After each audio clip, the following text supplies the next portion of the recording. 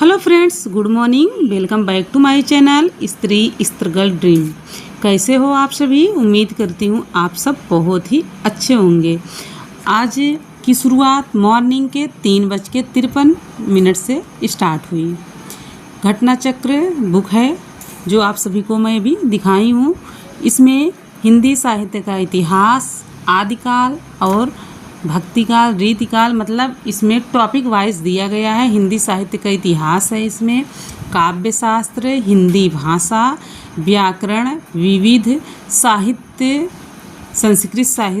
संस्कृत व्याकरण, इतने टॉपिक इसमें हैं। तो उसको टॉपिक वाइज प्रश्नोत्तरी करना है।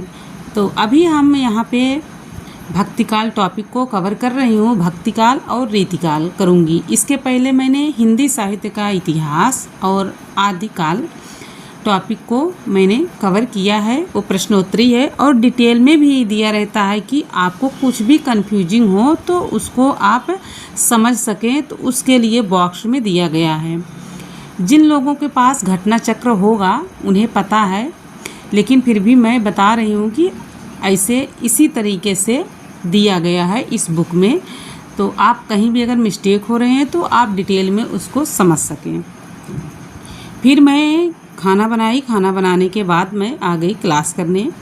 यहाँ पे पॉलिटी की क्लास चल रही है तो लाइव अटेंड कर रही हूँ यहाँ पे। तो आप देख सकते हैं कि कौन सा टॉपिक चल रहा है। ठीक, फिलहाल मैं इतना कहूँगी कि जो लोग सोचते हैं कि घर में बैठ के हम पढ़ाई नहीं कर पाते हैं, घर में पढ़ाई करें या लाइब्रेरी में पढ़ाई करें, हम टाइम को मैनेज नहीं कर पा रहे हैं, तो थोड़ा आप कुछ आइडिया दीजिए मैं पढ़ाई कैसे करूं। तो मैं भी घर में ही रह के पढ़ाई करती हूं, मैं एक हाउसवाइफ हूं। तो मैं उन्हें यही कहूँगी कि आप सिर्फ घर बैठे पढ़ाई कर सकते हैं और बहुत आसान तरीके हैं। सिर्फ आप 10 टिप्स फॉलो करिए, आप पढ़ने लगेंगे घर पे रह के। सबसे पहले आप सक्रिय रहकर पढ़ने का प्रयास करें, टाइम टेबल बनाएं और टाइमर का प्रयोग करें। ऑनलाइन लर्निंग ऐप की सहायता लें, अध्ययन क्षेत्र निर्धारित करें, सही समय पर अध्ययन करें और रात को अच्छी नींद लें।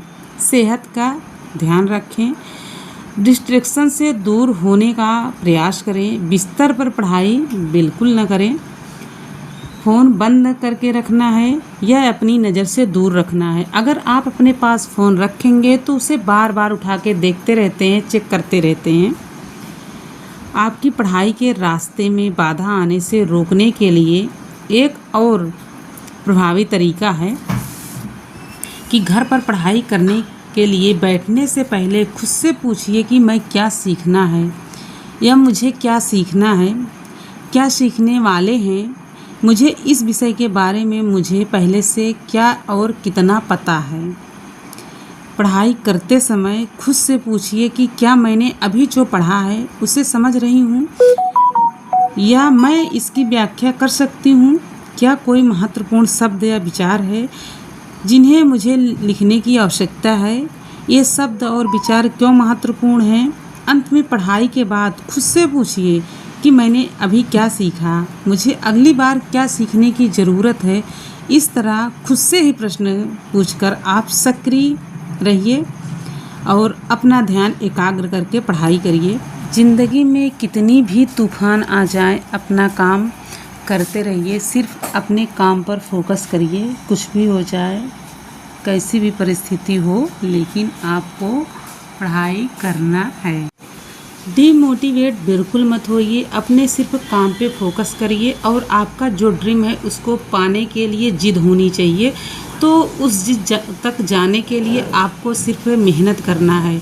तो फ्रेंड्स, यहाँ पे मैं नोट्स आप लोग को दिखा रही हूँ कि मैंने कौन सा टॉपिक किया है। तो भक्तिकाल टॉपिक था, वही चल रहा है, तो उसी का मैं नोट्स कवर कर रही हूँ। और हमारे यहाँ बहुत ज़्यादा बारिश हो रही है। जो लोग प्रयागराज से होंगे उन्हें पता होगा कि आज प्रयागराज में पूरे दिन बारिश हो रही है, जिसकी वजह से थोड़ा लाइट भी कट रही है। लाइट की समस्या है, तो लाइट अभी कट गई है, तो कुछ दिख नहीं रहा था और यहाँ पे 5 बज चुके हैं। तो मैं अब यहाँ पे एंड करती हूँ अपनी पढ़ाई। उसके बाद ये बाहर का आपको दिखा सकती हूँ कि अभी भी थोड़ा बूंदाबांदी चल रही है, बारिश हो रही है, जिसकी वजह से लाइट कट गई है और मैं अब पढ़ाई बंद कर रही हूँ और चल रही हूँ अब किचन का काम करने।